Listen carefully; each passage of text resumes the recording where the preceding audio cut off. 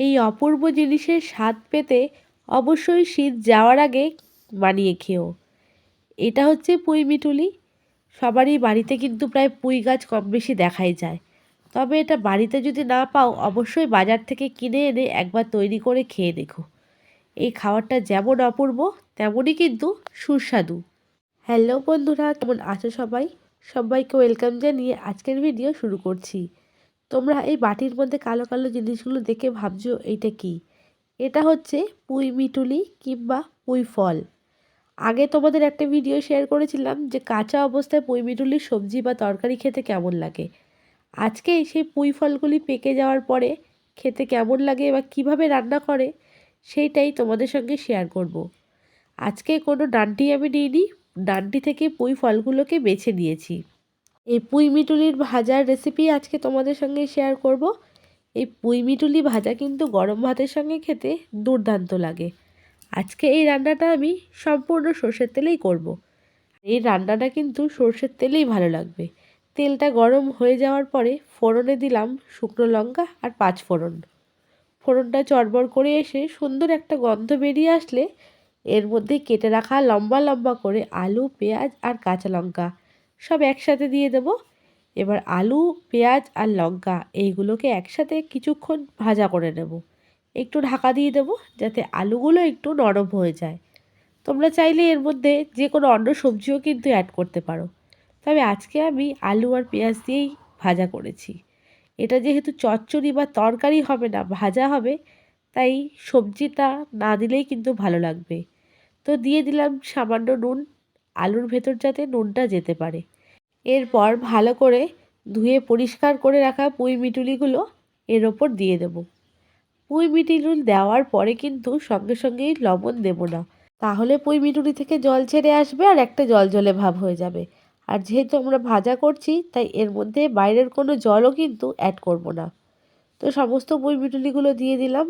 আর হ্যাঁ বন্ধুরা, তোমরা চাইলে কিন্তু পুঁই মিঠুলিটাকে একটু গরম জলে ভিজিয়ে রাখতে পারো, ভালো করে যাতে পরিষ্কার হয়ে যায়, গায়ে কোনো ধুলোবালি না লেগে থাকে।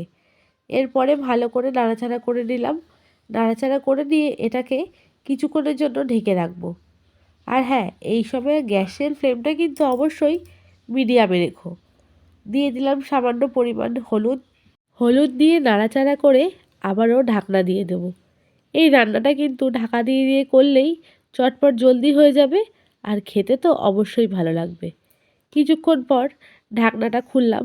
এখনও কিন্তু পুঁই মিঠুলিটা পুরোপুরি রান্না হয়নি। যখন আলু আর পেঁয়াজের রং বদলে পুরোপুরি লাল হয়ে যাবে তখনই কিন্তু আমরা বুঝতে পারবো যে এই রান্নাটা আমাদের হয়ে গেছে। তো বন্ধুরা, নাড়াচাড়া করে আবারও কিছুক্ষণের জন্য ঢাকনা চাপা দিয়ে দেবো।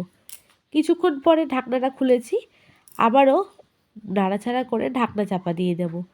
এই রকমই লো ফ্লেমে 5 থেকে 6 বার ঢাকনা চাপা দিয়ে রান্না করতে হবে আর নাড়াচাড়া করতে হবে। এরপর দিয়ে দিলাম স্বাদ মতো নুন আর দেব স্বাদ মতন চিনি।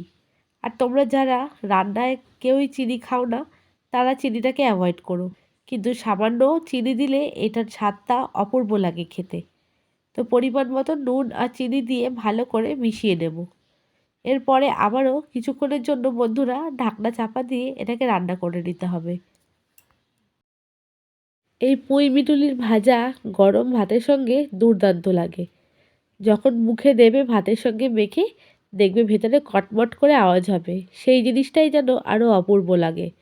তবে এই পুঁই ফল বা পুঁই মিঠুলি কিন্তু সারা বছর পাওয়া যায় না, এটা শীতকালেই শুধুমাত্র পাওয়া যায়। আর সারা বছর প্রায় অপেক্ষা করে থাকতে হয় যে কখন শীতকালে এই পুঁই মিঠুলি পাওয়া যাবে। এর স্বাদ যেন বড়ই অদ্ভুত। ছোটোবেলা থেকে খেয়ে আসছি আর এখন তো বেশ ভালোই লাগে। গরম ভাতটা মাখলে যখন লাল হয়ে যায় বাচ্চাদের মতন মনটা যেন খুশিতে ভরে যায়। তো দেখো বন্ধুরা, তোমাদের সঙ্গে গল্প করতে করতে আমাদের পুঁই মিঠুলির রান্না কিন্তু কমপ্লিট হয়ে গেছে। দেখো তেলটাও ছেড়ে দিয়েছে আর আলু আর পেঁয়াজগুলো কিন্তু রং পুরো বদলে গেছে।